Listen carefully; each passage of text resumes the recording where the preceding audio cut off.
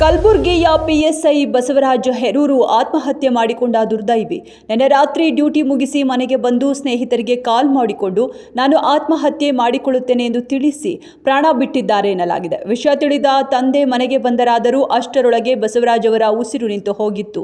ಆತ್ಮಹತ್ಯೆಗೆ ನಿಖರ ಕಾರಣ ತಿಳಿದು ಬಂದಿಲ್ಲ.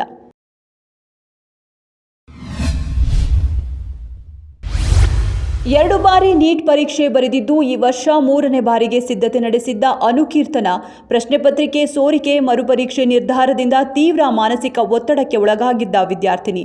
ತಮಿಳುನಾಡಿನ ಕೊಯಮತ್ತೂರಿನ 19 ವರ್ಷದ ವಿದ್ಯಾರ್ಥಿನಿ ಸಾವಿಗೆ ಭಾರೀ ಆಕ್ರೋಶ ವ್ಯಕ್ತ. ಇದೀಗ ತಮಿಳುನಾಡಿನಲ್ಲಿ ಮತ್ತೆ ನೀಟ್ ವಿರೋಧಿ ಕಿಚ್ಚು ಹತ್ತಿಕೊಂಡಿದೆ.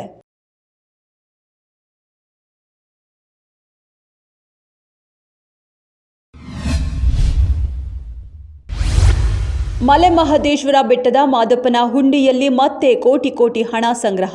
ವೀಕೆಂಡ್ ಹಾಗೂ ಅಮಾವಾಸ್ಯೆ ಹಿನ್ನೆಲೆಯಲ್ಲಿ ಭಕ್ತರ ಹರಿವು ಹೆಚ್ಚಾಗಿದ್ದು ಕೇವಲ 27 ದಿನದಲ್ಲಿ ದಾಖಲೆಯ 2,73,57,105 ರೂಪಾಯಿ ನಗದು ಸಂಗ್ರಹ. ಜೊತೆಗೆ 44 ಗ್ರಾಂ ಚಿನ್ನ ಹಾಗೂ 977 ಗ್ರಾಂ ಬೆಳ್ಳಿಯನ್ನು ಭಕ್ತರು ಕಾಣಿಕೆಯಾಗಿ ಸಮರ್ಪಿಸಿದ್ದಾರೆ. ಅಮೆರಿಕ ಇರಾನ್ ನಡುವಿನ ಶಾಂತಿ ಒಪ್ಪಂದಕ್ಕೆ ಅಧಿಕೃತ ಮುದ್ರೆ ಬಿದ್ದಿದೆ. ಇದು ಇಡೀ ವಿಶ್ವಕ್ಕೆ ಬಿಗ್ ರಿಲೀಫ್ ಸಿಕ್ಕಂತಾಗಿದೆ. ಅಮೆರಿಕ ಅಧ್ಯಕ್ಷ ಟ್ರಂಪ್, ಇರಾನ್ ಅಧ್ಯಕ್ಷ ಮಸೌದ್ ಪೆಜೆಶ್ಕಿಯಾನ್ ಶಾಂತಿ ಸಂಧಾನಕ್ಕೆ ಸಹಿ ಹಾಕಿದ್ದು ಒಪ್ಪಂದದ ಪತ್ರ ಬಿಡುಗಡೆ ಮಾಡಲಾಗಿದೆ.